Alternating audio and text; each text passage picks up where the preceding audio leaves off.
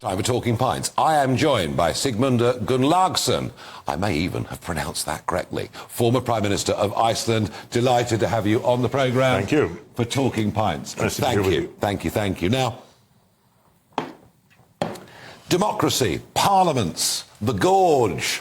I've been to Iceland and I've visited this site.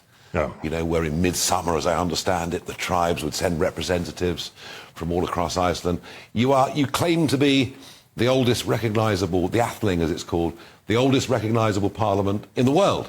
Yes, since 930, which also makes us a quite old country, because with parliament, Iceland was established as a nation state.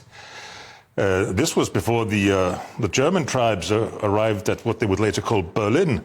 It was before the Battle of Hastings and you becoming England and Britain.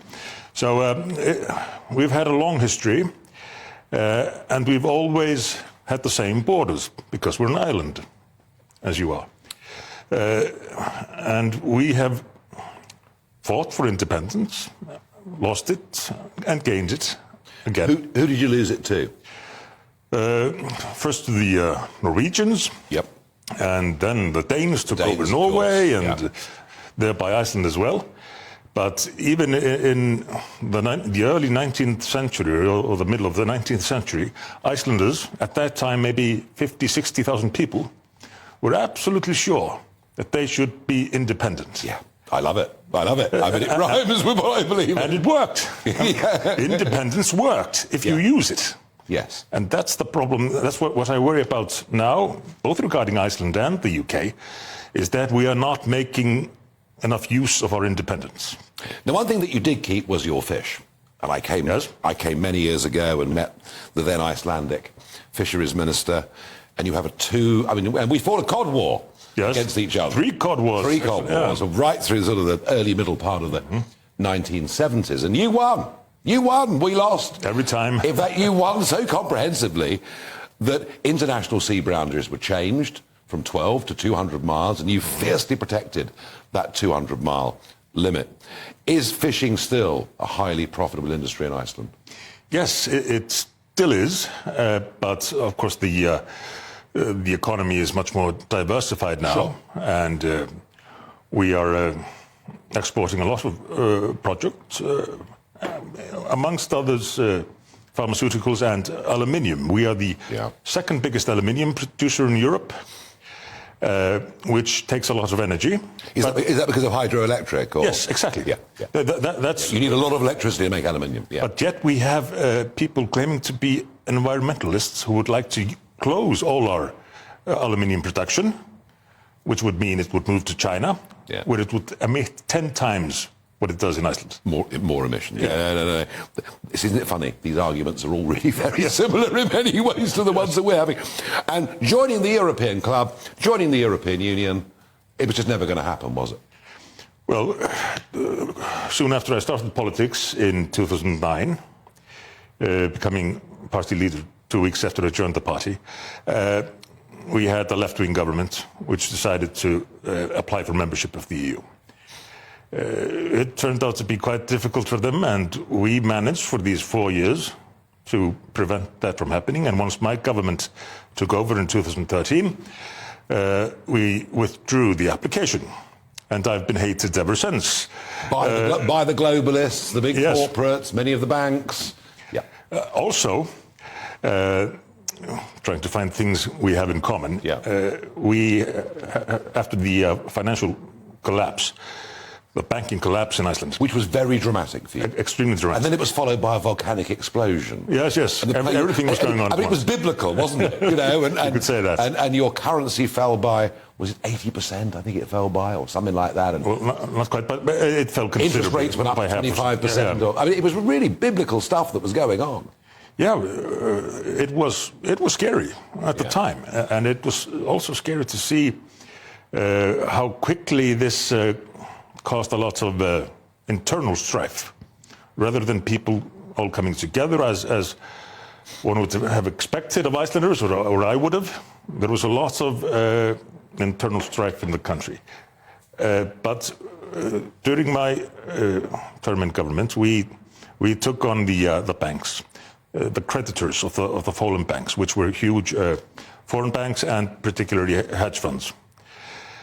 And I think it's safe to say, even though I say so myself, that we turned the economy around faster than any other country has managed to do in living memory.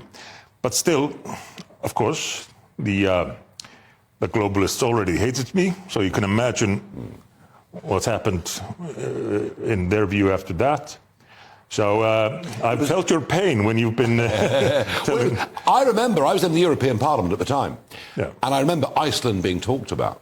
You know, poor little Iceland, hasn't got the euro, outside the European Union. And I remember saying, you know, who would you rather be right now, Ireland or Iceland? And of course, I said Iceland, they all laughed at me. But because of your independence, because your currency could float, yes, because you controlled your own interest rates, because you were you ran the levers of the economy, you recovered. And actually Greece has never recovered. No, it hasn't. Literally never recovered. So you did, all of those things went well. You upset the global establishment. Your name was released in the Panama Papers. That made life difficult continuing. I was put on the cover of a newspaper in Germany, along with, I think, Putin and Ahmadinejad in Iran, and me. A bloke from Iceland nobody'd ever heard of, but they saw it as necessary to get rid of it. Well, we're both fully paid up members, Sigmundur, of absolutely the same club here, and of that there is absolutely no doubt at all. So what now for you? You're still actively involved in politics. You've been over here for the art conference this week. Mm-hmm. Where does your career go from here? Is it politics again, or is it trying to influence opinion?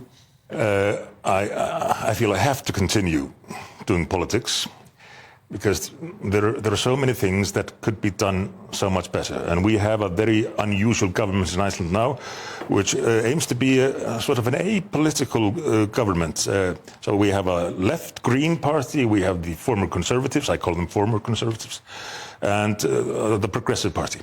And they came together to form a government which wasn't supposed to be about politics, but stability. And what did that mean? It meant the establishment took complete control of the country. Without politics, the establishment rules.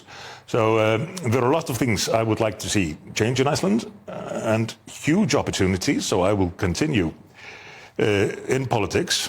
And there are also huge challenges. Yeah. For example, immigration in Iceland all of a sudden is out of control. Yeah. So you see, they're all the same problems, aren't they? Yeah, they want to deindustrialise you, open the borders up.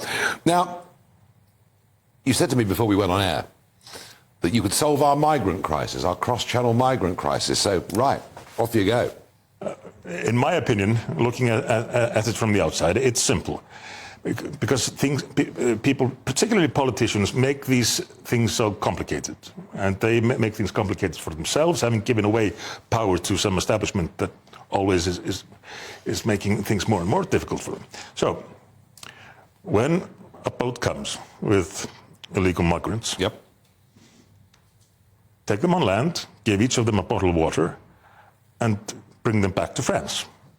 Now this should, in the long run, suit France as well, because I don't think they want to be sort of a middle ground in this huge influx of people going to the UK. So just take them back to France with a bottle of water. Immediately. Yeah. Take them back to France. Yep. The French must receive them because they are coming from their country. They left a safe country. Yeah. And they left France. Well, we better get you hooked up with a Conservative government, because they could do with somebody with a little bit of backbone. The best solutions are often the simple ones. Yeah. So don't bother with Rwanda. Just take them back to France. I was astonished to hear as we were going on air that all the way from Iceland you're a GB News fan. Yes. We have GB News in Iceland if we have a satellite dish. And I know lots of people in Iceland that really prefer your news channel to much of the entertainment and news we're being offered on other channels. No, I love it. Now, some friends of mine were in Iceland this year. They went up in June to fish for salmon and sea trout. Our population of those fish has declined. They loved it so much they went back again. I'm coming to Iceland next June.